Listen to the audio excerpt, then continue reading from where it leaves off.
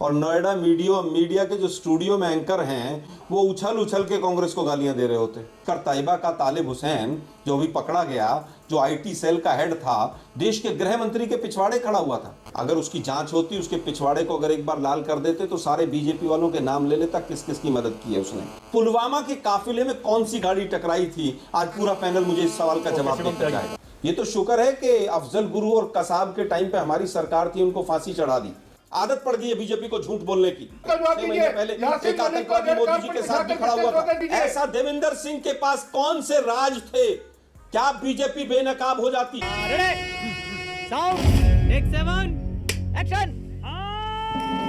आप उदयपुर वाले कांड पर ऐसे घिर गए हैं कि अब आप देखिए बीजेपी को फंसाने में लगे। भाई वो जो मोहम्मद रियाज जो था वो कांग्रेस का तो मेंबर था नहीं, और अगर वो कांग्रेस का मेंबर होता तो बीजेपी तो ट्रेनों में आग लगा देती। और नोएडा मीडिया के जो स्टूडियो में एंकर हैं वो उछल उछल के कांग्रेस को गालियां दे रहे होते। लेकिन अब बहुत से चैनल तो शो करने की हिम्मत भी नहीं कर सकते बीजेपी के ऊपर।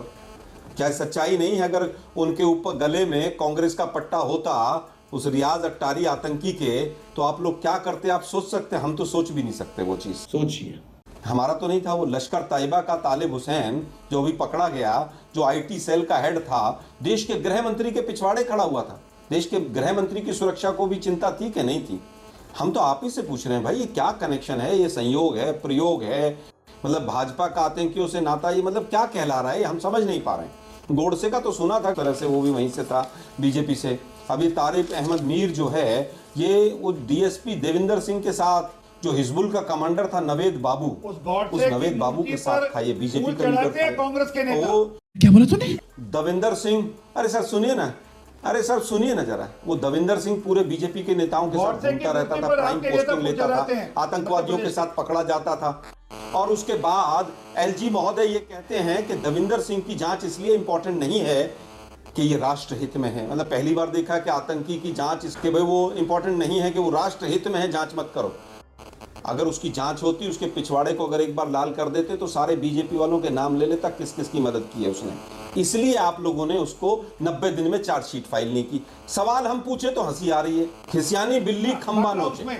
बीजेपी से हम पूछना चाहते हैं कि भाई जो नहीं, आप हमें केवल बताइए, निरंजन होजाई जो था आसाम वाला, जिसने 1000 करोड़ रुपया साइफन किया, 1000 करोड़ रुपया साइफन किया उसने, और बीजेपी का वो पूरा सक्रिय मेंबर भी रहा और सब कुछ रहा, बीजेपी का पुराना मेंबर रहा, उम्र कैद हुई उसको 2017 में।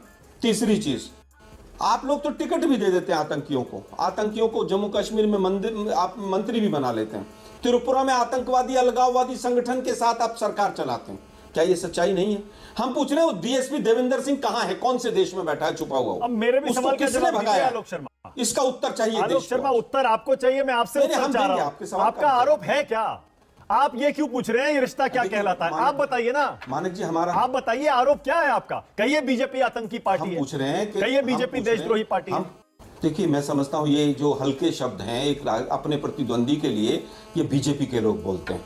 आज वो एक इलेक्टेड पार्टी है जिसकी देश में सरकार है, उसको उत्तर देने चाहिए कि भाई डीएसपी देवेंद्र सिंह आज कहां है, उसकी जांच क्यों नहीं हुई, 90 दिन में चार्जशीट फाइल क्यों नहीं हुई?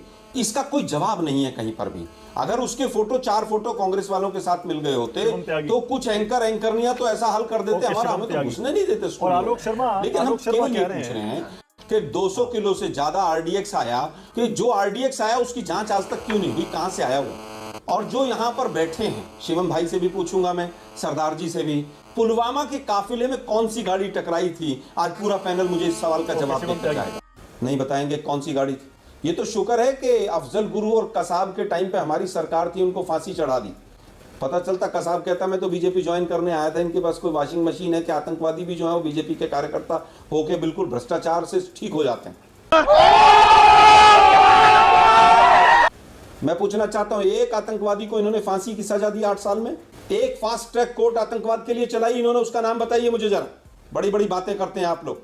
भैया मुंह निकल जाएगा हमारा ऐसा करेंगे तो। एकनाथ खड़से को क्यों हटाया था? 2016 में दाऊद की पत्नी आई थी कि नहीं आई थी? उरी में, पठानकोट में, जम्मू में, पुलवामा में, पंपोर में, गुरदासपुर में कब तक जेएनयू की चार्जशीट फाइल हो जाएगी? हम चैलेंज करते हैं जो आपके आरोप है वो गलत है। बड़ा तंकी हो सकता है जिससे निहत्थे सिखों पर यासीन मलिक को रांची की जेल में किसने भेजा था, जरा बता दीजिए मुझे। बीजेपी के प्रवक्ताओं की आदत हो गई है झूठ बोलने की। अरे यासीन मलिक को रांची की जेल में किसने अरेस्ट किया था, जरा बताइए। ये किसने कहा था कि यासीन मलिक को बेंगलोर किसने शिफ्ट किया था, जरा बताइए। 2003 में किसकी सरकार थी? स्वागत के लिए खड़े थे। यासीन मलिक को 2003 में बेंगलोर किसकी सरकार थी? उत्तर दीजिए मुझे इसका। किसने छोड़ा था? मुझे केवल ये बताइए, रांची की जेल में यासीन मलिक को किसने गिरफ्तार किया था? आदत पड़ गई है बीजेपी को झूठ बोलने की। 6 महीने पहले एक आतंकवादी मोदी जी के साथ भी खड़ा हुआ था, जो पूर्व आतंकवादी था, जो आपकी सरकार में मंत्री रहा। यहाँ 7 डेज कोर्स पे मोदी जी के साथ फोटो खिंचवा कर चला गया। कहाँ है देवेंद्र सिंह को सरकार क्यों बचा रही है? एलजी ने क्यों लिखा कि राष्ट्रहित में ये जांच बंद कर देनी चाहिए देवेंद्र सिंह की? वो कहाँ है ये बता दीजिए। ऐसा देवेंद्र सिंह के पास कौन से राज थे? क्या बीजेपी बेनकाब हो जाती? अरे मैं जो पूछा उसका जवाब नहीं देंगे ना, उत्तर जाना करती है। और इन्होंने कहा ना आतंकवादियों कितनों को फास्ट ट्रैक कोर्ट करती है बीजेपी। आलोक जी, बीजेपी कोर्ट वोट नहीं करती, बम बम बोल के उन बम मारने वालों को उड़ाई देती है सीधा घर में घुसकर।